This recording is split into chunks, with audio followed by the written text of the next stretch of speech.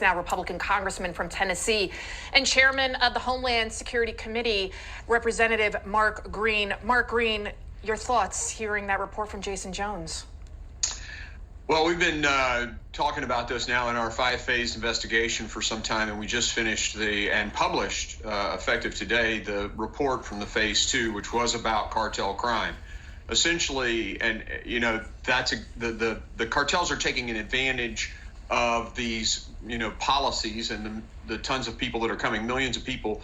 They overwhelm the crossing sites, and then they bring the drugs and smuggle the humans that they don't necessarily want us to know about around those crossing sites. So that's been the modus operandi. Actually, Merrick Garland actually talked about it, and then Alejandro Mayorkas said he knew nothing about it. So it's a huge dereliction of duty on Mayorkas's part. They either know or they don't care. I want to talk about that buoy that was down there in the Rio Grande that Governor Abbott had installed, and President Biden sued to get it removed. And it wasn't that long, but I think in watching from Jason Jones' reports, that was an area vulnerable to crossings. And I think it's important to note, Governor Abbott's trying to do something. He's trying to put a stop to this. He thought that buoy system was what he needed. Well, then you have the president remove it. I think it's a bigger representation of just complete chaos down there and the Biden administration not wanting to do enough.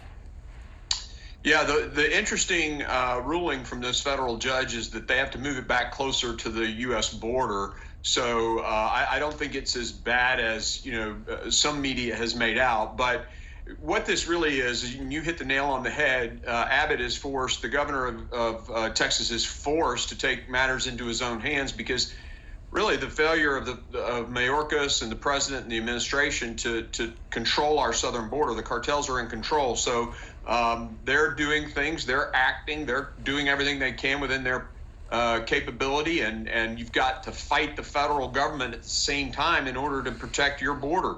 You take El Paso, for example. They were seeing like 870 a day. That's a city of about 200,000. New York has 11 million, and they're fussing about 10,000 a month.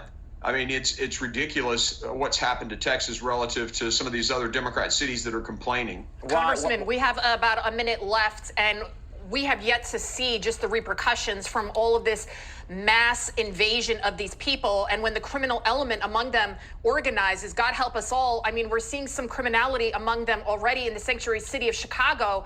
Several asylum seekers, that's what they call them, are in separate incidents. They were arrested for battering and threatening police officers. They're beating up cops.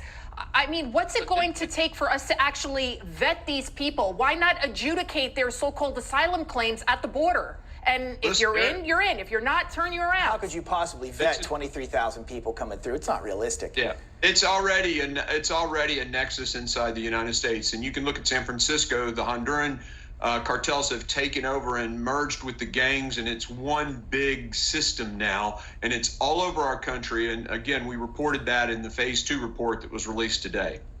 All right. Thank you so much, Congressman Thanks, Green. guys.